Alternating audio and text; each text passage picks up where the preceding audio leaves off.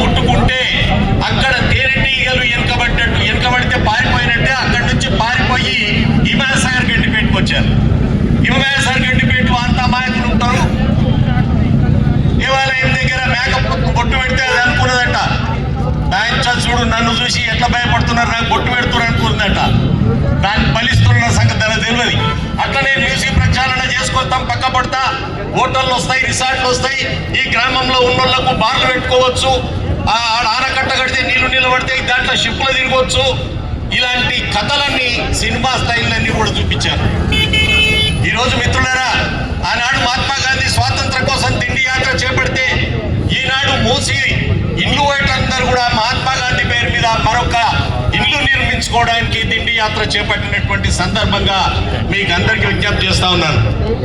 ఇక్కడే మనం గమనించాలి, బాగా మీరందరూ కూడా గమనించి ఉంటారు. ఇండ్లు పోయేటోళ్లను అవకాశం ఇవ్వకుండా, వాళ్ళ బాధలు ఇవ్వకుండా ఈడ వచ్చినటువంటి మాజీ మంత్రులతోటి అన్న కేటీఆర్ తోటి చెయ్యగలపనికి వచ్చిన లీడర్లు ఎక్కున్నారు. ఒక్కసారి దృష్టిలో పెట్టుకోవాలి మీరందరూ కూడా. ముందు ఎవరివైతే ఇండ్లు పోయినాయో, ఎవరైతే బాధలో ఉన్నారో వారి బాధ వ్యక్తీకరించే అవకాశాన్ని మనం వారికి కల్పించాలి. వాళ్ళు ఒక్కొక్క రూపాయి జమ చేసి ఒక్కొక్క ఇటుకతోటి నిర్మాణం చేసుకున్నటువంటి ఇండ్లు ఈరోజు కూలిపోతుంటే పిల్లో ఒక దగ్గర, తల్లి ఒక దగ్గర, తండ్రి ఒక దగ్గర ఏ విధంగా జీవితం గడుపుతారనే విషయాన్ని మనమందరం కూడా గమనించవలసినటువంటి అవసరం ఉన్నది. అందుకే ఈరోజు మనమంతా ఎవరికైతే బాధితులు ఉన్నారో, ఎవరైతే ఇన్వైనటువంటి ఉన్నారో వాళ్ళందరినీ కూడా ఇక్కడ వచ్చినటువంటి పెద్దవాళ్ళతో కలిసే అవకాశాన్ని కల్పించాలి.